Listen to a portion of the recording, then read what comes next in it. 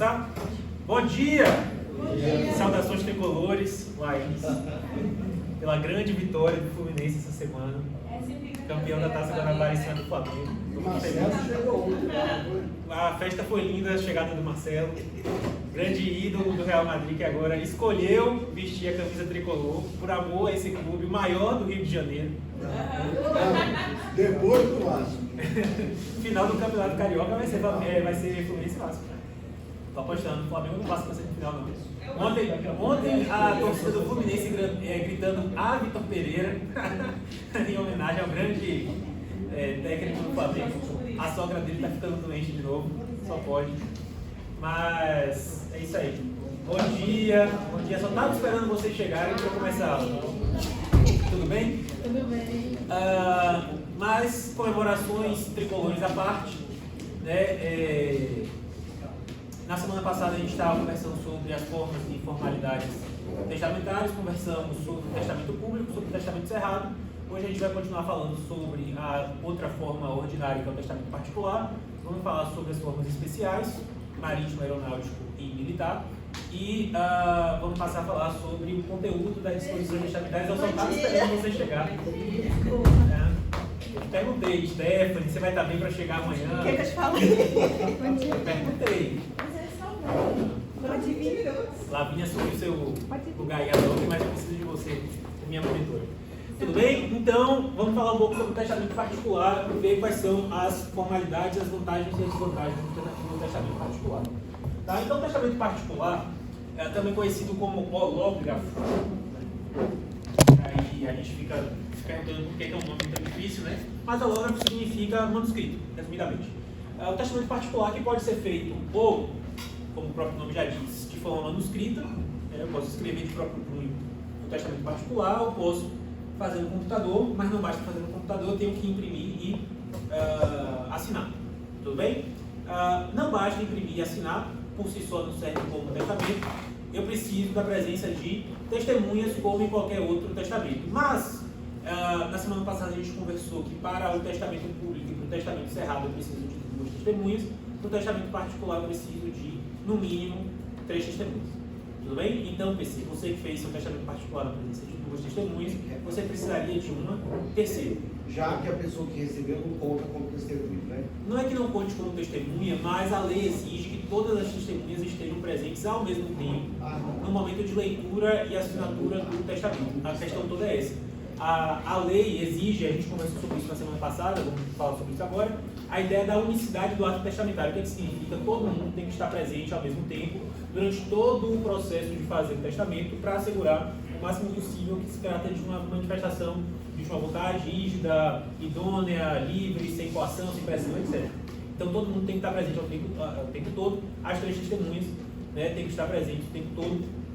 O testador vai ler o conteúdo do testamento particular e na presença dessas 3 testemunhas vai assinar e as 3 testemunhas também vão assinar junto com ele. Tudo bem? Qual é a vantagem do testamento particular? É de graça, praticamente de graça. Né? No sentido de que você não tem um custo específico do testamento. É claro que vocês, profissionais, vocês vão cobrar do cliente de vocês para fazer assessoria no testamento particular, mas isso daí não é um custo intrínseco, é o custo da atividade profissional mesmo de consultoria jurídica.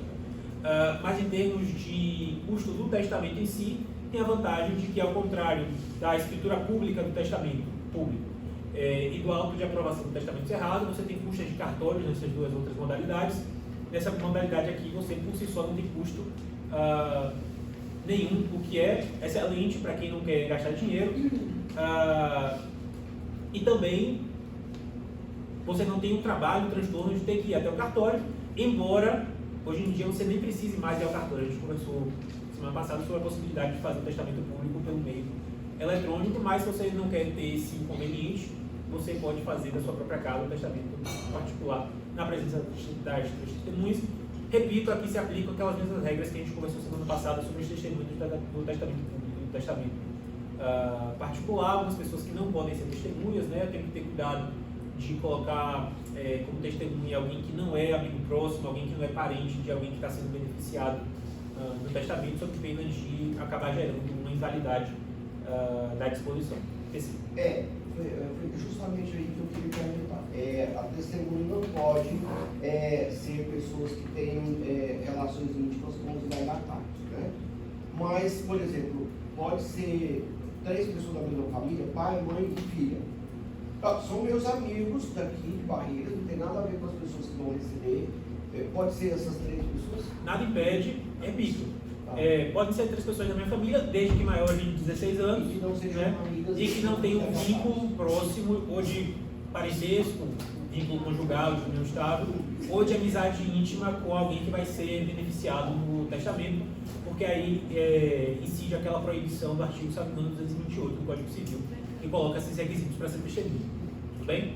Agora, professor, mas o próprio corpo do testamento tem que dizer isso, que a testemunha não tem vínculo de amizade, de como... A lei não exige que isso seja colocado, mas se você quiser colocar como uma forma de reforço, pode. O fato de colocar isso no corpo do testamento por si só não afasta uma possível procedência de uma alegação disso em juízo futuramente, né? Então não basta a palavra do testador dizendo essas testemunhas não têm qualquer vínculo com coisa, porque se isso for demonstrado em juízo na hora que ele estiver questionando o conteúdo do testamento, isso pode ser demonstrado. Isso pode reforçar, né, o argumento, mas isso por si só não serve para afastar uma possível invalidade em razão da existência fática desse vínculo. E repito o que eu já conversei na semana passada também, o que importa de haver ou não esse vínculo com o beneficiado pelo testamento é no momento da feitura do testamento. Se depois a testemunha se casou com o herdeiro ou o legatário, nada importa, porque validade a gente olha em que momento do testamento é feito. Tudo bem? Só que testamento particular tem a vantagem. Que vantagem? Simples, posso fazer em casa, não preciso ir ao cartório, não preciso pagar nada de custa cartorária. Beleza, perfeito. Desvantagens. 2 principais. Né? E por que eu falo das vantagens e desvantagens? Porque vocês, trabalhando na área, vocês precisam ter um jogo de cintura e falar para o cliente, né? Você tem essa vantagem, você vai gastar menos, mas você tem desvantagem. Cada cliente tem o seu perfil de saber o que é que interessa melhor as suas pretensões de planejamento sucessório, né? Quais são as 2 principais desvantagens do testamento particular? Primeiro, não tem registro dele em lugar nenhum. Então, fica fácil para alguém dar um sumiço. Né? Testamento público, a gente falou, perdeu a escritura pública, perdeu lá a via. Basta fazer o quê? Chegar no cartório e pedir uma segunda via. Claro, o testador ele pode a qualquer momento. A gente viu que pelo Código de Normas aqui do Estado da Bahia, enquanto o testador for vivo, só ele pode, ou alguém com autorização dele. Depois da morte, qualquer pessoa pode chegar lá com a certidão de óbito, demonstrando que o sujeito morreu e pedir uma via do testamento público. No testamento particular não existe essa possibilidade. O que significa dizer que o testador, que quer o máximo possível que a sua declaração de última vontade prevaleça, né, deve deixar esse testamento com alguém que ele confie muito. Ou alguém que é beneficiado pelo testamento, claro, porque aí a pessoa vai apresentar o testamento para receber aquilo que ele foi designado, né? Ou então como testamenteiro. E aí a gente, quando conversar sobre o testamenteiro, eu vou falar para vocês por que vocês, profissionais, devem vender para o cliente a ideia de vocês exercerem a testamentaria, entre outras coisas, porque é remunerado, né? Então, fica bom para todo mundo. De toda forma, tem esse problema do possível extravio da cédula testamentária, e até que o testador deixe com alguém da confiança dele, essa pessoa da confiança dele pode perder o documento. Isso acontece. Eu, essa semana, estava procurando um exame, revirei minha casa inteira procurando um exame e não encontrei. Se fosse o testamento de alguém, a pessoa estava ferrada, daí ia ter que testar de novo. E aí uma cópia que a pessoa tem não vale. A cópia por si só não. Né? Faço mais de uma original. Nem digitalizado. Exatamente. Só se fizer mais de uma via. Né? Deixar vias idênticas com mais de uma pessoa. É o mesmo Então, testamento em vias idênticas. Só o original. Exatamente. A minha cópia digitalizada só funciona. Eu preciso do original. Hoje em dia, com o processo eletrônico, vai acabar acontecendo o quê? Ele vai ser escaneado e... Exatamente. As assinaturas digitais, né? Isso é a validade. O problema é que a gente conversou isso brevemente na semana passada. ainda não se aceita. Eu acho até que isso vai ser flexibilizado, tá? Hoje, eu não recomendaria para vocês fazerem o testamento com a assinatura Mas eu não do socorro. porque eu tenho meu token, eu deixo no meu escritório. Minha sócia, por exemplo, tem minha senha porque a gente tem processo em comum. Aham. Aí eu vou lá, puf.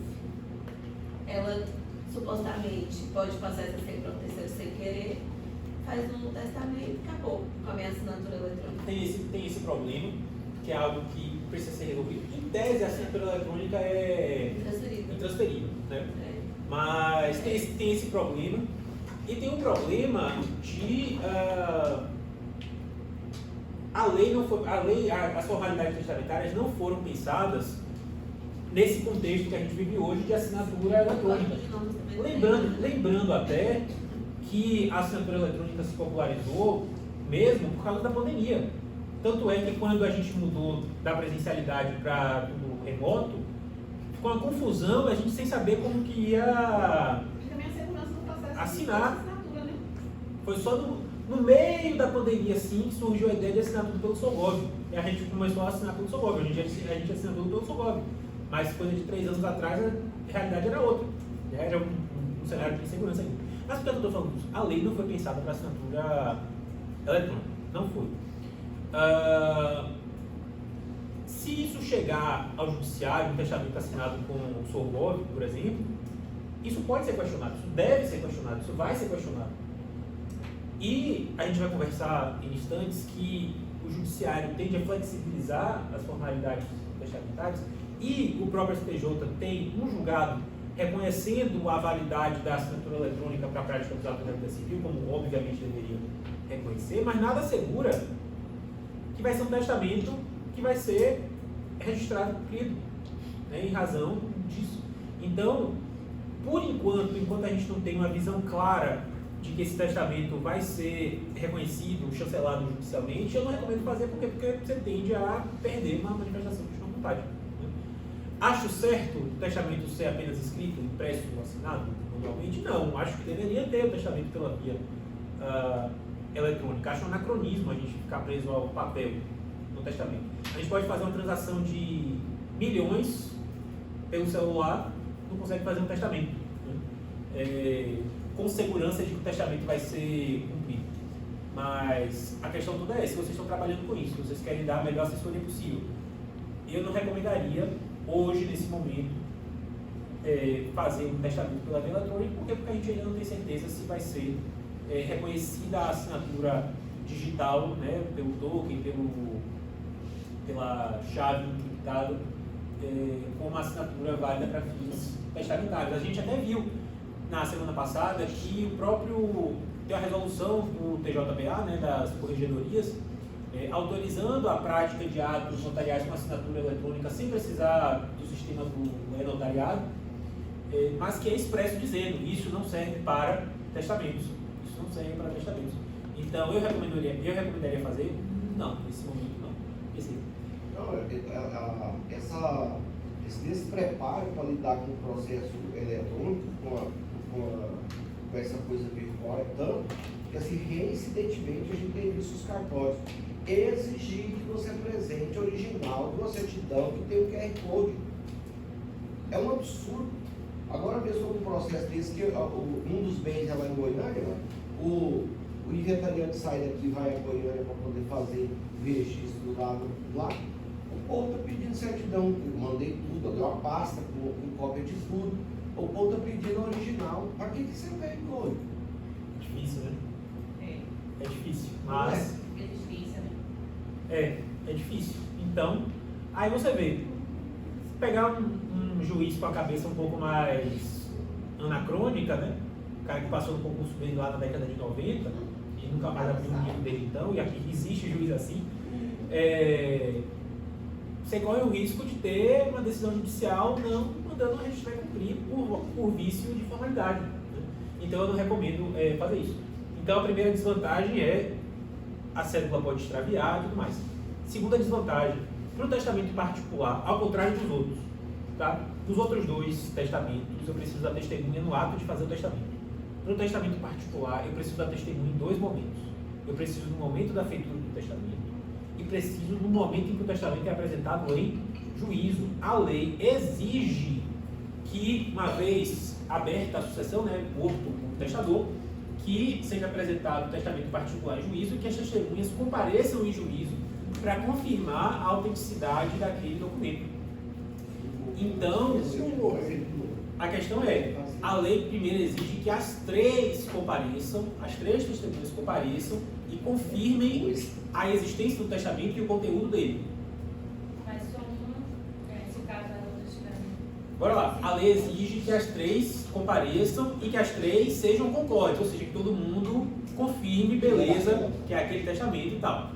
Se houver discordância entre eles, fica a critério do juiz com base nas evidências do caso concreto. Se faltar uma ou duas testemunhas, a que sobrar deve comparecer em juízo e também fica a critério do juiz com base nas circunstâncias do caso concreto. E se as três faltarem, e como assim faltar? Você não encontra, não localiza, já morreu, está incapacitado de manifestar vontade. Se as três faltarem, o código não abre margem para confirmação judicial. O código exige que pelo menos uma testemunha confirme a existência e o conteúdo do testamento particular. Ou seja, você corre o risco de não ter mais a testemunha. O transtorno de procurar essa testemunha. A gente conversou na primeira aula que pode se passar muitos anos entre você fazer o testamento e você morrer. Imagina que se passaram 20 anos. Como é que eu vou encontrar onde está aquela testemunha? Pode nem mais estar viva. A minha tia-avó, tem um apartamento lá em Governador Valadares. E aí, ela não teve filhos, nunca casou. E aí ela queria deixar o apartamento dela para o irmão. E ela queria fazer um testamento, né? Porque se fosse seguir a regra de sucessão testada, dividir entre todos os 10 irmãos, ela queria deixar o apartamento para apenas um dos irmãos. Né? E aí ela queria fazer um testamento. E aí ia chamar para ser... ia fazer um testamento particular, inclusive, ia chamar para ser testemunha o vizinho dela. Qual é o problema? O vizinho dela, seu João, na época, já tinha quase 90 anos. Aí eu falei assim, tio, pelo amor de Deus, chama qualquer um, menos ele. Chama uma testemunha de 16 anos. Chama qualquer um, menos ele. Por quê? E pior, isso tem alguns anos já. Aí recentemente eu perguntei se seu João ainda estava vivo. Como é que o velho está vivo ainda? O velho está vivo ainda. Coitado. Ele era bonzinho. Mas muito velho, corre o risco de que, tipo, quando ela morrer, ele já não está mais aqui para comparecer em juízo para confirmar a autenticidade do testamento. Ela está fazendo testamento público em razão dessas coisas. Ela não queria gastar o dinheiro. Em Minas é caro fazer testamento público, os custos lá são elevados, mas ela... Oi? Mas ela acabou fazendo público justamente pela inconveniência do testamento particular. Então, tem essa questão. Se faltarem as testemunhas, todas já foi. Né? Então, você tem que olhar no olho do seu cliente e falar, ó, você não quer gastar, tudo bem, mas tem esses poréns. Né? Se derem fim no testamento, já foi, não vai ficar o registro dele em lugar nenhum. A testemunha pode chegar a dizer que ela se lembra que o conteúdo do testamento foi aquele. Se você não tiver a via original, não serve de nada a testemunha dizer. Não serve de nada. Né? Então podem dar fim no testamento e também as testemunhas podem não comparecer. Né? Pode ser um transtorno muito grande e atrás dessas testemunhas podem já estar mortas, entre outras coisas. E aí, já foi. Né? Mas se todos morreram e não está vivo, está valendo, né? Vale, vírgula, a critério do juiz com base nas circunstâncias do caso. É melhor se fazer outro, então substituir. Né? Oi? Pelo menos duas fiquem. O caso mais seguro é que as três estejam vivas e estejam de acordo com aquilo. É o que a gente falou assim, 3 pessoas podem guardar o segredo desde que 2 estejam mortas. Eu não lembro exatamente se o testamento era designado no próprio testamento. Perdão? O testamento era designado no próprio testamento. O testador pode designar o testamenteiro no próprio testamento. Se não tiver designado, a lei traz uma lista lá preferencial. E aí, se designar não há esse impedimento de o testamenteiro ser uma testemunha do testamento, não há esse impedimento, mas fica a dúvida, e salvo engano, acho que nunca houve decisão de STJ sobre isso, porque o testamenteiro, não sendo herdeiro, não sendo beneficiado pelo testamento, ele tem direito a uma remuneração. Se essa remuneração torna ele incompatível ou não com o fato de ser testemunha. Então a pergunta é, Rafael, tem um impedimento legal? Expressamente, não há esse impedimento legal. Eu recomendaria que o testamenteiro fosse uma testemunha? Não, porque no mínimo isso pode gerar discussão de se cabe ou não aquela pessoa ser testamenteiro, porque vai ter direito, muito possivelmente vai ter direito a uma remuneração, se for estranho a sucessão, né? E aí estaria sendo, entre aspas, beneficiado. Não é uma liberalidade, porque ele vai trabalhar para ser testamenteiro, né? Existem funções que ele vai desempenhar, mas não é liberalidade. Mas ainda assim, ele está recebendo alguma coisa do espólio e, no mínimo, isso geraria uma discussão judicial que a gente quer o máximo possível evitar. Inventário por si só já é dor de cabeça quando não tem esse tipo de discussão. Então, tudo que a gente puder fazer para evitar essas impugnações, melhor. Tudo bem?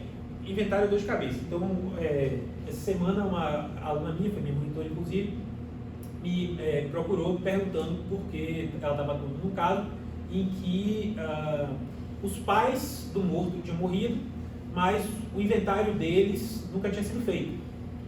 E aí o cara morreu, sem nunca ter feito o inventário dos pais, e a viúva declarou, nas primeiras declarações, né, do inventário, que o cara tinha deixado somente determinados bens e não incluiu o direito à herança dos pais que estavam mortos, né?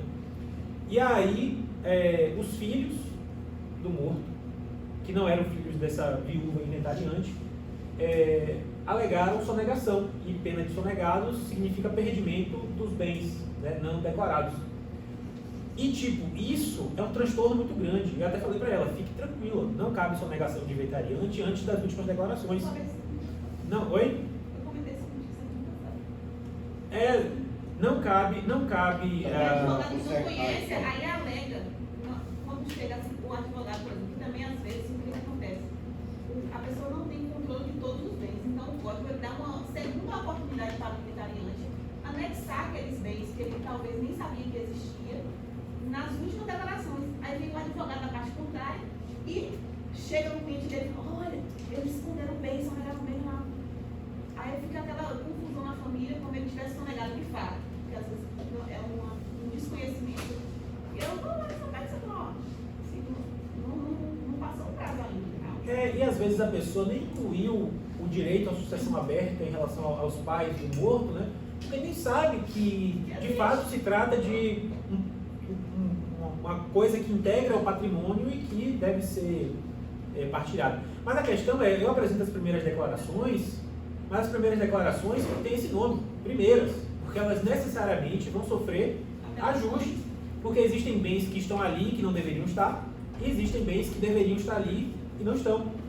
Por isso que eu tenho todo o processo do inventário. O inventário eu faço para quê? Para colocar quem são os herdeiros, quem são os credores para pagar as dívidas, mas também quais são os bens que vão ser partilhados, né? Então, todo o processo do inventário eu vou ajustar as primeiras declarações ao longo do inventário, eu vou habilitar herdeiros, vou habilitar credores, vou habilitar bens, né? Vou avaliar esses bens, vou calcular o imposto para fazer as últimas declarações. As últimas declarações são a base da partilha, não as primeiras. Então não cabe sonegação. Mas aí o advogado, ou porque quer transtornar ou porque não sabe, entra com a ação de sonegados, pedindo perda do direito sobre os bens, e gera um transtorno desnecessário no inventário. O inventário poderia ser simples, poderia ser corrigido com simples petição, dizendo, está faltando integrar um bem, coloque aqui para ser partilhado.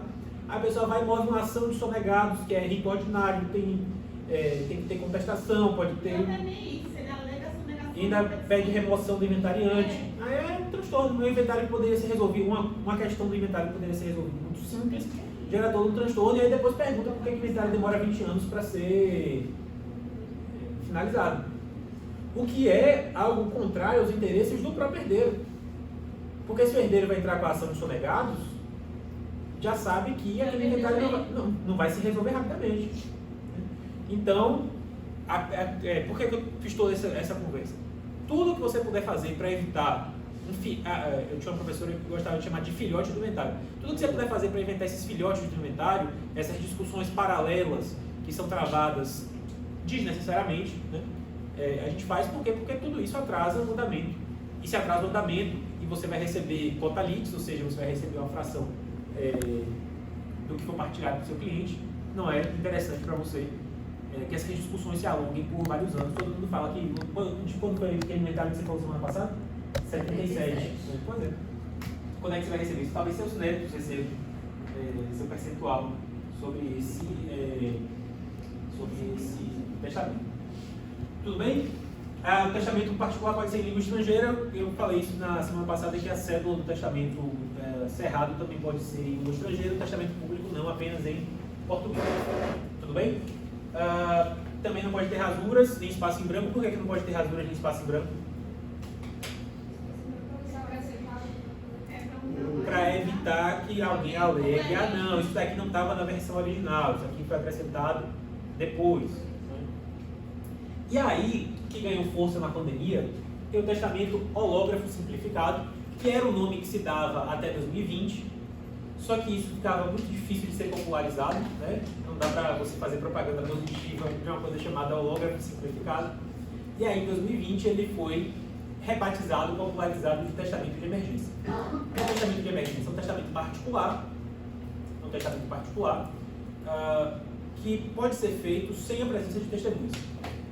Ou seja, eu estou em uma circunstância na qual eu não tenho como juntar 3 testemunhas para testemunharem o testamento, e aí eu posso fazer esse testamento sem a presença das 3 testemunhas. Tudo bem? Por que ficou famoso na pandemia? Medidas de isolamento social. Né? Todo mundo dizia, não pode aglomerar, não pode juntar muita gente no mesmo lugar. Então, era contra as recomendações das autoridades públicas, sanitárias, juntar no mínimo 4 pessoas para fazer o testamento, né? Sob pena de contaminação, morte, etc. E aí se popularizou essa possibilidade de você fazer o testamento sem a presença dessas 3 testemunhas. Mas existem outras circunstâncias também. Eu já fiz o testamento de emergência, eu comentei aqui na semana passada. Eu ia fazer a cirurgia, né? E aí eu tive a vontade de fazer o testamento logo pouco antes de entrar na sala de cirurgia. Não tinha como juntar 3 pessoas. Nem sabia que 3 pessoas eu ia juntar para fazer. E eu fiz. Qual é o problema? Eu tenho que explicar no corpo do testamento por que eu estou fazendo esse testamento sem a presença das 3 testemunhas. Tá? O código fala assim, circunstâncias excepcionais declaradas na célula. O que isso significa? Significa que eu tenho que explicar, estou fazendo esse testamento de emergência, estou fazendo esse testamento particular sem testemunhas, porque estou isolado na pandemia, não quero aglomerar e não tenho condição de juntar 3 testemunhas para fazerem esse testamento. Ou então, estou fazendo esse testamento particular porque eu vou entrar em sala de cirurgia, não tive como juntar 3 testemunhas da minha confiança que possibilitariam entrar em juízo para confirmar esse testamento depois. Então, eu preciso explicar por que eu estou testando sem 3 testemunhas. Tudo bem? Qual é o problema? A vantagem é que é simplíssimo fazer, eu posso fazer a qualquer momento. Né? Qual é o problema? Aqui, o testamento só vai ser confirmado a critério do juiz. O que significa dizer que se o juiz entender que a circunstância que você estava não era excepcional o suficiente, ou seja, que não justificava você ter testado sem as 3 testemunhas, não adiantou nada, você só fez perder seu tempo e uma folha de papel. Tudo bem? Mas se popularizou durante a pandemia. Qual é outro problema? Testamento, ele em tese vale para sempre, né? Até que seja revogado. Eu posso revogar o testamento a qualquer momento, a gente vai conversar no momento apropriado sobre a revogação do testamento, que a gente tem que ter cuidado com como é que a gente faz a revogação do testamento, mas esse daqui não. Esse daqui eu faço o testamento, nas circunstâncias excepcionais. Se passaram 90 dias entre eu fazer o testamento, se passaram 90 dias depois de fazer o testamento, e eu podia ter testado na presença de 3 testemunhas ou comparecido ao cartório para fazer testamento público, e eu não fiz, o testamento deixa de produzir efeitos. Ou seja, se eu poderia ter comparecido ao cartório e feito o testamento na presença de 2 testemunhas do testamento público. Não fiz. Morri 92 dias depois de ter feito esse testamento de emergência, o testamento não vai produzir efeitos. Tudo bem? A lógica é exatamente a mesma. Por quê? Porque apesar de o testamento hológrafo simplificado, o testamento de emergência, ser regulamentado no código junto com o testamento particular, junto com as formas ordinárias, ele tem natureza de forma especial. Né? Quais são as formas especiais do testamento marítimo, aeronáutico e militar? Que você tem uma flexibilização formal por causa das circunstâncias especiais em que você está, a bordo de um navio, a bordo de um avião ou em guerra. Né? Aqui é a mesma lógica, eu tenho uma flexibilização formal, eu dispenso as 3 testemunhas por causa de circunstâncias especiais, então se aplica a mesma regra dos 90 dias de caducidade. Né? Se eu morrer nesses 90 dias, o testamento vai produzir efeitos. Se eu poderia ter testado pela forma ordinária e não testei, o testamento deixa de produzir efeitos. A lógica é exatamente essa. Tudo bem? E aí a gente tem justamente essas formas especiais, testamento marítimo, aeronáutico e militar. O testamento marítimo e o aeronáutico são regulamentados conjuntamente. Por quê? Porque a lógica é muito semelhante. O testamento marítimo é aquele que eu faço aqui, a bordo de um navio brasileiro. O navio tem que ter bandeira brasileira, que é muito difícil hoje em dia. Eu estava pensando nisso hoje mais cedo. A gente praticamente não anda de navio. Né?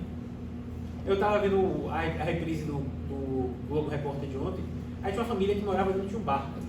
Aí eu fiquei pensando, pô, que seria legal ir de barco de Salvador para o Rio de Janeiro. Pegar um barco, em vez de pegar a estrada, a BR-101, pegar um barco de Salvador para o Rio de Janeiro. Mas não existe isso mais. Só se fosse um cruzeiro. Né? Mas cruzeiro é muito caro. Cruzeiro é caríssimo. Então não é qualquer pessoa que pode fazer. Mas isso é legal, tem transporte, tipo um ferryboat. Isso é legal? Mas nem um pouco, assim, por exemplo, de Salvador para São Paulo, para Itaparica. Não. Vai dar 2 horas.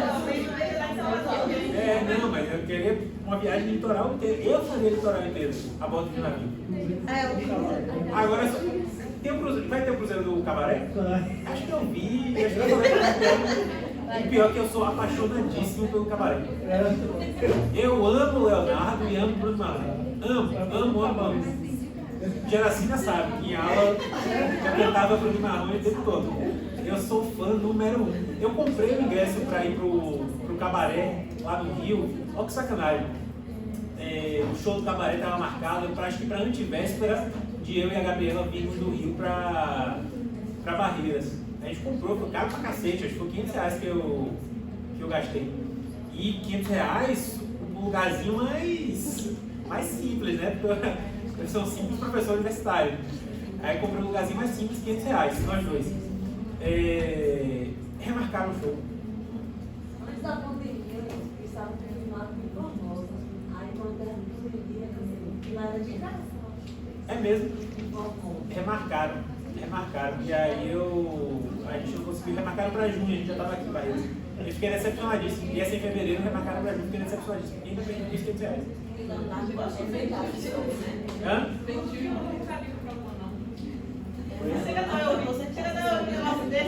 Oi? Ah, eu vi que ele ia aposentar. Quantos anos tem isso? Não, foi ano passado. Hã? Deixa lá. Não, eu mandei e-mail, eles deram uma justificativa que não era plausível. Mas ele teve uma fase da vida, eu não quero me estressar. Eu quero viver uma vida plena, sem estresse. Você está fazendo R$500 mesmo, faça? Não, R$500 faz diferença. Por exemplo, essa semana eu fui comendo um bode assado no bode Cia. Já comeram no bode Cia? Melhor bode da cidade, eu amo. Mas aí eu comi um bode cozido, que é R$60, e cobraram por uma buchada, que é 85. Acho que eu nunca comi buchada na vida. E o sujeito achou ruim eu reclamar que estava me cobrando pela buchada e não pelo bode cozido. Aqui em Barreiras você é um vilão porque você quer ser cobrado por aquilo que você consumiu. Né? Aí eu...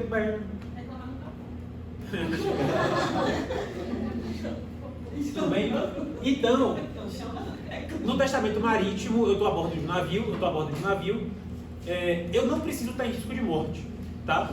Essa ressalva é muito importante. As pessoas acham que o sujeito está tendo uma síncope e acha que vai morrer e quer fazer o testamento. Não precisa.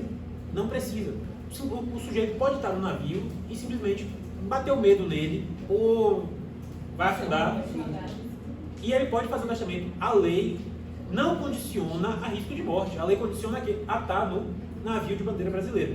Tudo bem? Então, você está a bordo de um navio, você quer testar, você faz o quê? Você procura o comandante do navio, o capitão do navio, e ele vai fazer esse testamento para você como se ele fosse o tabelião. Ele não é tabelião, mas ele vai assumir as funções de tabelião para registrar no diário de bordo do navio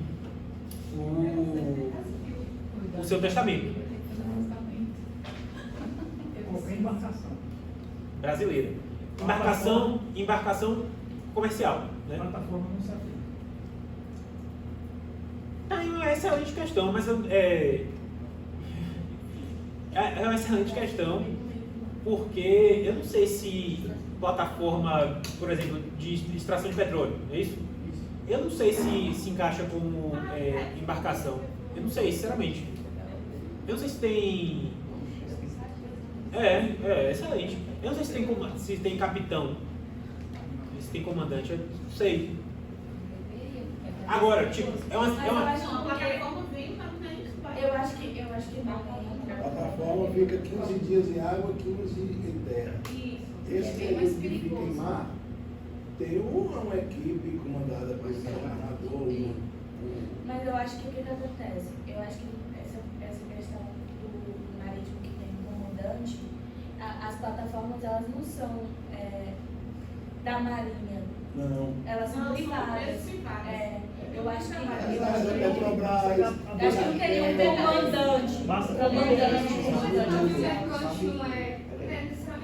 navio mercante particular. Porque é difícil você ter um cruzeiro de bandeira brasileira. O cruzeiro que eu fiz uma vez era de bandeira croata, russa, alguma coisa assim. Se for de bandeira brasileira, mesmo sendo um cruzeiro, você pode comparecer ao comandante e ele vai assumir as funções de tabelião. Tá? Vai registrar no diário de bordo e no primeiro porto brasileiro chegar, vai entregar às autoridades. Tudo bem? E aquela lógica que ela falou um pouco mais cedo. Desembarquei no navio, podia testar pela forma ordinária, não testei, depois de 90 dias o testamento deixa de produzir efeitos. Com essa ressalva, podia testar pelas formas ordinárias, que às vezes você não pode. Às vezes você não tem como, às vezes... Eu conheço a pessoa que ela só dá casco de plataforma. Então ela sempre está embarcada no Brasil. O brasileiro da cafeteria, né? Bandeira brasileira, mas ele viaja em muitos lugares, Espanha, França. O problema é ele morrer debaixo da água. Porque ele não vai estar embarcado. E ele trabalha só mergulhado. Não, mas ele viaja pelo navio, de navio? Isso. Então, na hora que ele está no navio, ele pode fazer esse testamento. E aí, quando esse navio desembarcar em um porto brasileiro, o comandante vai entregar o testamento para as autoridades locais. Plataformas móveis são consideradas embarcações, estando sujeitas à inscrição ao registro. E as plataformas fixas, quando rebocadas, também são consideradas embarcações, estando sujeitas da mesma forma à inscrição e registro. Caramba, hoje a gente aprendeu alguma coisa. É verdade, eu nunca tinha parado para pensar nisso. Por isso que é bom esse intercâmbio, a gente vai se tornando mais inteligente nas coisas. Resta saber a metodologia, né? Quem é que vai fazer o papel de tabelião ainda? Deve ter autoridade Vou no mandar máximo. pro grupo. Coordenador. Tem um diário de bordo. Ele é escrito. Então, no diário de bordo. Ela também tem Hoje em dia, eletrônico, né? Mas aí como é que vai? Se não pode, por exemplo, vamos supor que tem um diário de bordo e não tem como imprimir. E aí volta a questão da questão da assinatura. Não, mas o que é que acontece? Beleza, mas isso vai ficar registrado lá e vai ser entregue na autoridade do porto, entendeu? É uma forma mais segura, porque querendo ou não, o diário de bordo tem uma natureza oficial, né? E aí a própria lei está conferindo ao comandante do navio, ao capitão do navio, essa autoridade pública, essas vezes de tabelião, consequentemente passa a ter o que também? Fé pública. Né? Então, é o ideal? Se Não. faltar a assinatura, não tem, digamos assim, sei lá, a hipótese de não ter como assinar. Não sei se eu tô Não, eu entendi, mas algum documento vai ser assinado.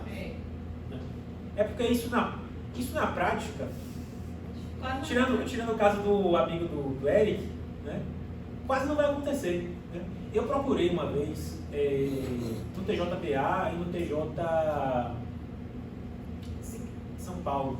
Acho que foi São Paulo. Agora esqueci se foi São Paulo. Acho que eu não estou lembrando se foi São Paulo ou foi Rio de Janeiro que eu procurei. Tem alguns anos, tem uns 3 anos que eu procurei. Eu não encontrei um registro de testamento marítimo. Eu não encontrei um registro. Olha, de também testamento. eu penso assim, pela, É a famosa coisa, tá ali na lei para constar, né? eu penso assim, pela lógica, é só mesmo numa situação muito pontual que alguém vai querer fazer isso. Porque o que justifica uma pessoa para no meio do cruzeiro marítimo e desligar o próprio testamento? Até porque se você está. Eu lembro. Na pandemia, alguns navios ficaram depois atacar. Fala de gente contaminada. Pessoas que estavam dentro do navio com Covid. Então acontece 15 dias dentro do navio e aí pronto. Então, seria viável. Começa a fazer sentido. A questão de situações não excepcionais. Sim, mas você está lá 15 dias, então a gente pode ser que começa a morrer, gente de Covid Mas na falando, mas isso é porque a gente não é uma pandemia, Pode- mas pode ser situações que normais. Aquele navio muito parado em Salvador. O comandante sei lá. poderia ter feito. Mas se a pessoa tiver A mesma coisa se aplica a avião, tá? A mesma coisa se aplica a avião. Com a diferença de que não vai ser o piloto que vai fazer o registro, vai ser uma pessoa designada pelo piloto, tá? Qual é a lógica? A lógica é, no navio o comandante pode sair do comando do navio, até mesmo porque provavelmente não é ele que está pilotando, né? Sem problema nenhum, para a trajetória do navio. A lei entendeu o quê? Que o piloto não deveria sair da sua função para fazer o testamento, então vai designar alguém para fazer esse testamento, fazer esse registro do testamento. Tudo bem? Qual é o problema? O problema é que se você está a bordo de um avião e quer fazer um testamento, seria muito mais simples. Antes dele embarcar. Não, o problema nem é esse. Eu tenho pavor de avião. Eu ando de avião desde que eu sou criança, mas eu nunca perdi o medo de avião. Eu tenho um carro inteiro de medo de avião. Não tem uma. É sério, quando eu viajo com a Gabriela vai dormir. Eu falei pra ela que se ela pegasse um negócio de papelão, pegasse uma tábua de papelão, jogasse no chão assim no meio da calçada, ela dormia na mesma hora. Eu não consigo dormir, eu tenho muito problema disso. Ela vai dormindo assim, roncando no avião. Eu vou segurando a mão dela, ela dormindo, segurando a mão dela, morrendo de medo. É verdade, a vida inteira eu sempre morri de medo de avião. Mas, eu faria um testamento no contexto do avião? Não. Mas existem voos que são muito longos, né? Existem voos de 12 horas, voos de 16 horas. Da Arábia Saudita para o Brasil são 16 horas de viagem. Coincidentemente, você pode trazer coisas de 16 milhões escondidas na mochila. De toda forma, seria muito mais simples você pegar seu celular e gravar sua declaração de última vontade do que você levantar e ir até o piloto designar alguém, vamos falar.